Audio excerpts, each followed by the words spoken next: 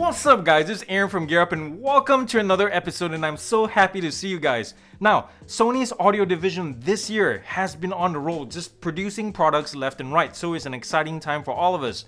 But one product in particular caught my attention recently, and I thought I wanted to share with you guys, review it, because it answers the question that some of us has been asking. What if Sony made a budget version of the 1000XM3?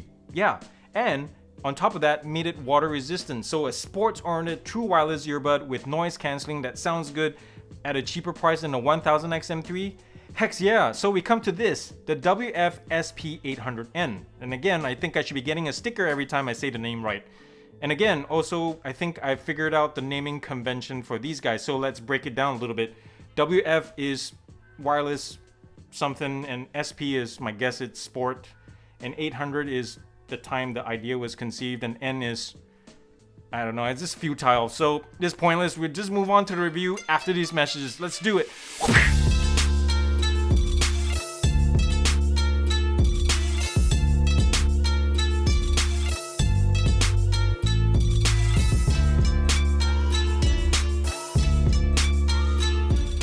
Alright guys, so here we have the Sony WF-SP800N, and basically everything you see here are what's included in the packaging besides the documentation. Here's a 1-foot USB-C cable, and of course the earbud and the case itself. And in this packaging that looks like kind of a little pack of methamphetamine is a bunch of ear tip replacements or sizing options, as well as arc support. Arc support, medium and large, and the ear tips, which are hybrid, half silicone, half rubber. They come in small or super small, small, medium, large, which is a really nice thing to have. These things run $199, but I've seen the price drop since doing this review to about $179, so $20 less, which is really nice to see. They come, at least in the US, they come in 3 different colors. There's black, orange, and this blue. I chose the blue because it's not as bright as orange. And you know me, I don't like to film things preferably that are black because they don't show up really well in the details. So I like something that you can see better. So earlier I mentioned that these guys are sports-oriented noise cancellation earbuds. And in the Sony line, they're decidedly mid-range, slaughtered right behind the WF-1000XM3s. But for the price and the feature set, they are put in direct competition with the second generation or the latest generation Pixel Buds, as well, I would believe, the Amazon Echo Buds. So if you are cross-shopping or shopping around for a mid-range noise cancellation, sports-oriented earbud, I would say also check those other two out. There's a lot of options out there, but I would say these guys are really close together. So here is the case, guys, and it reminisces the 1000XM3s, don't you think, especially from the top and the lid. But once you flip it to the front, you see it's a little bit more curved here and quite a lot more rounded at the bottom. It still doesn't sit flat on the table. You have to rest it on like this. And now it also looks like Mick Jagger's lips, don't you think? Just squint. Yeah, it's there. But anyways, it's also not very palmable. It's huge, positively huge, just like the 1000XM3s. And I'm not sure why Sony keeps doing that. It just doesn't make sense. It's fine in a backpack pocket, but definitely not in your pants. After this, we'll do the Bulge Test and you'll see what I mean. It's definitely going to flunk that test for sure, but I'm going to do it anyway. Materials-wise though, this thing is spot on. They use really good plastics. It's true matte, so there's no bright sheen and all that kind of stuff. It's not really a fingerprint magnet, and it seems to resist scratches pretty well. And the build quality is spot on. I can squeeze things and nothing gives, and there's no creaking or sounds like that. So it's really, really solid. It's a really minimalist design, except for the USB-C port right here, which is really nice to see, and a little window for the LED right here, which is also very different from other makers. I always like Sony's lighting scheme, but some of you may not. But there's also no like reset button or anything like that. So it's really plain, really basic, and I kind of like it. I would just wish it was smaller. Alright, let's pop open the lid and look at the inside, and I've taken out one of the earbuds so you can better see the cavity in here. And here are the charging pins, and in typical Sony fashion, the left indicator or left earbud indicator is colored white or gray depending on your vision, and the right side is orange or red. It is a little bit more intricate and organic than your usual innards or inside of your case, your typical case at this price range or even higher. Sony really paid a lot of attention to the molding. It looks really special and unique. Everything is really well put together. The plastics is probably a step down or two from the WF-1000XM3s, but it's definitely expected. Of course, here is where the earbud sits, very similar to the 1000XM3s as well. And the lid is pretty solid. It doesn't flop around very easily, so that's really nice to see. Let's do the shake test right now and see how well the earbuds stay in their place. Okay, let's replace the other side and let's do the test now, and we'll shake it and see how we've lost the left one again. And I say again because I've tested this a few times and every single time it's the left. So maybe we just got a weaker magnet in that side, but still fail. So here is the earbud for the SP800N, guys, and in terms of the design, it is very similar to the 1000XM3 in all aspects, really. If you're a fan of that old school Bluetooth device kind of, you know, the huge piece like this, you'll be fine with it. If you don't mind it even, I'm on the fence on it. So I'm okay with this look. It does protrude out of your ear about 1 millimeter or 2 more than the 1000XM3s, which did protrude out quite a bit to begin with, so you may or may not like that. That could turn you off altogether. I'm fine with it because, that being said, it sits really well, especially doing vigorous activity. In terms of build, this thing is pretty well put together. There's only one single seam right there, but the plastics that they use are really high grade. It's very grippy, and even when you're sweaty, it offers enough friction to be very, very manageable. They're also really light. At 19 grams combined, it sits in your ears really comfortably. And one thing interesting that I found is the left side is a little bit heavier than the right at 10 grams versus 9. So maybe that's why it fell out of the case much easier. That's just my guess. And I'm not sure if you saw, yeah, there it is. The LED light is right there behind that window. It only flashes when it's trying to pair and also when you're on phone calls, but not at other times. This shiny pad right here is your touch surface.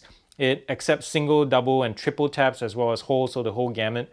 Here's a nice little discreet Sony logo, and right next to it is your noise cancellation mic port, as well as one of the mics for your phone calls, and the second one for phone calls is right here.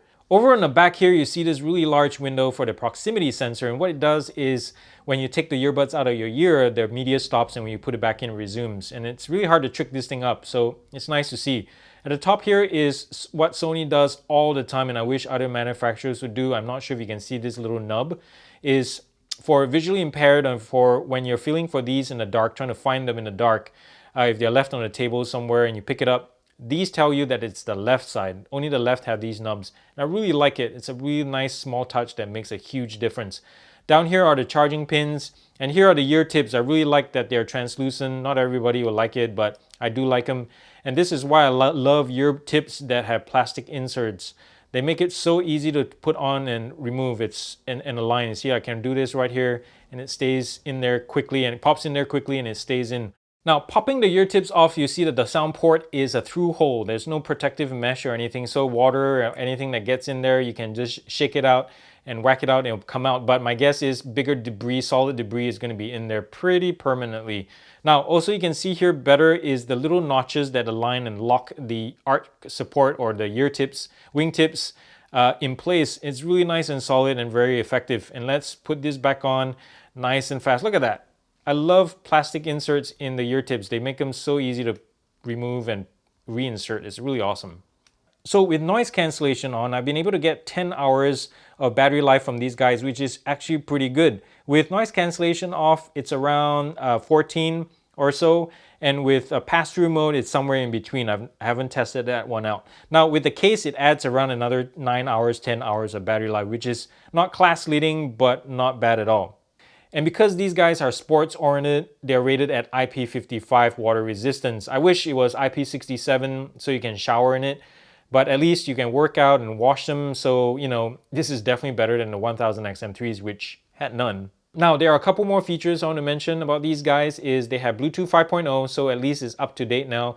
And there is AAC and SBC codec support, but still no aptX or even Sony's LDAC. So what the heck, guys? So guys, if you haven't heard, I am trying to get to 5,000 subscribers and we're getting closer every day, but I still need your help. So if you'd like to see more content like this and would like to support this channel, please consider clicking the subscribe button down below and get me to 5,000. And I really appreciate your help in advance. Now back to the program. Let's do it. Okay, let's talk about some of the positives first. And in this case, Sony combined 3 killer features into the 800N. And you probably know what it is. It's water resistance, noise cancellation, and sound quality. In isolation, I have to say, water resistance and noise cancellation and sound quality, they're not the best in an industry. They're definitely not at the level of the 1000XM3 in terms of sound quality and noise cancellation, or even the Amazon Echo Buds. But as a whole, they make a really strong argument, which is what a lot of Sony fans have been looking for. So smart move for Sony for combining all these things. Now, in terms of sound quality, it's okay. It's bright and happy like a typical Sony product. But I think because of the extra bass, it kind of muddies out the mids and the highs. And if you crank up the volume, yes, you can hear a little bit more clarity in those latter two areas. But it gets really fatiguing, especially with the bass hitting you all the time. It's tunable, you can tune those things out, but straight out of the box, it's not awesome. In terms of water resistance, it could be better. I wish it was IP67 so you could shower with it, but IP55, just go ahead and sweat and wash it and you'll be totally fine. And in terms of noise cancellation, it's okay. We'll talk about it a little bit more in the negatives, but I wish it was better, but definitely not at 1000 XM3's level, but it's very serviceable and you'll be happy with this. Another piece that I really enjoy is Sony's companion app, creatively called Headphone. Yes, I've basically given up on them in that arena, but using this with the 800N is super awesome. Everything that is available in Sony's top lineup of stuff is available to the 800N. Nothing is grayed out in the app, from 360 spatial sound to full tunability of your sound quality with a 5-band EQ. You can adjust the buttons and such like that, even though they come in presets. You can adjust your ambient sound level and noise cancellation level. You can turn on and off features, which is super awesome to see. And I love this app. It's so pleasant to use, even though it's simple looking and has a horrible name. Sony needs a pat on their shoulder for this one.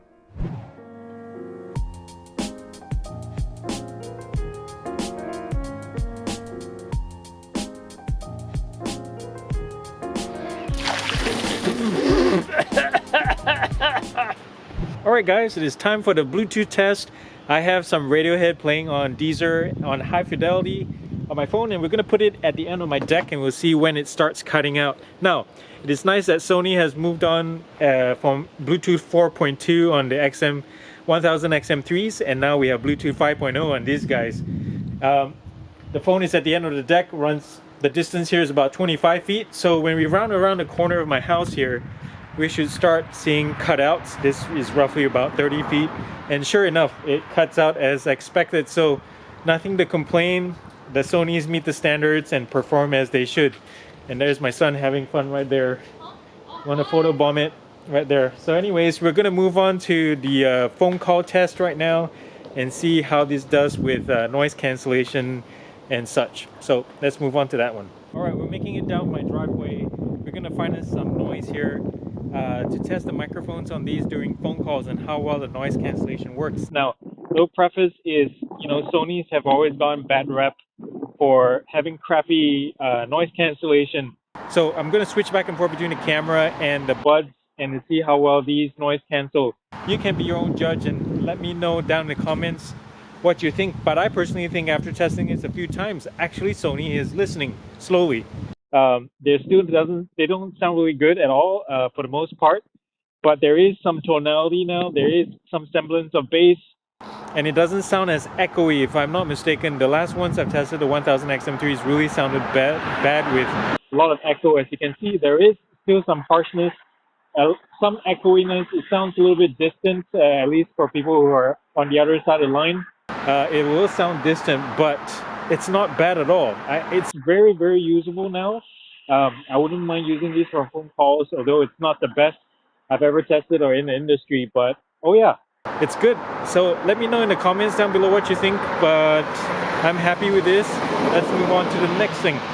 Alright guys, now we've come to my favorite part, which is the negatives, yes. And first, let's address the elephant in the room, quite literally, is how humongous these things are. Look at the case, and my earbuds, they stick out of my head so far out that every time I look in the mirror, I think I have a growth growing out of it. So Sony, do something about this in the next generation, make them more compact, because as it is, it's just too big for a lot of us, and I'm sure a lot of you will agree with me in this case. I have lost faith in Sony with your naming conventions, but you can definitely make these things more compact, so get to it. Another thing that baffles me is Sony's continued refusal to add aptX codec support anywhere. There's AAC and SBC, but where's the aptX, guys? Come on, there's not even LDAC to compensate for it in this one, so thumbs down to that. So I am aware that the 800N uses a more basic version of the QN1E chip that's found in the 1000 XM3 for noise cancellation and sound processing. but I believe that Sony really missed a good opportunity to leapfrog the rest of the competition here, because for $199, it's only about $40 or $50 less than the 1000XM3. So I thought at least they would have kept the sound quality of the higher end model or the noise cancellation, but they did neither. So it's really harder to swallow knowing that the 1000XM3 exists so close in price to these guys. So come on, Sony, what are you thinking again? So here are my final thoughts, guys. If you're looking for a pair of mid-range true wireless earbuds that happen to be water resistant, sports oriented in fact, with noise cancellation, good sound quality, long battery life, I would not recommend this. No, I would not. It's unfortunate that's $199. If it was $120 or $150 even, I wouldn't mind recommending this. But the fact is that the Amazon Echo Buds exist. They're just as bulky, but they sound arguably better and has better noise cancelling for $99. So go with this one instead of this one that shall not be named. So there you have it, guys. Thank you so much for watching this episode. I really enjoyed making this one for you guys. And if you'd like to see more content like this and would like to support this channel somehow, there are a couple ways you can do it. First, you can visit my Patreon page down below and you can click that, and there are a couple ways that we can connect. And also, if you haven't already, please consider subscribing to this channel. Mash and kill that button, guys. Yes, mash and do it right now and tell your friends and your family about it. And if you haven't already, remember to thumbs up if you like this video and comment nicely down below. And thumbs down. Thumbs down. Let's see. If you're the Sony product naming guy. Yes, the Sony product naming guy. Thumbs down to you.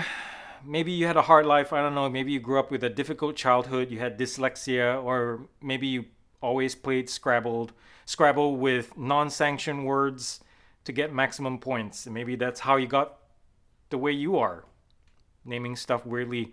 But this has got to stop. This cryptic naming convention that even the Navajo code talkers can't even break has got to stop.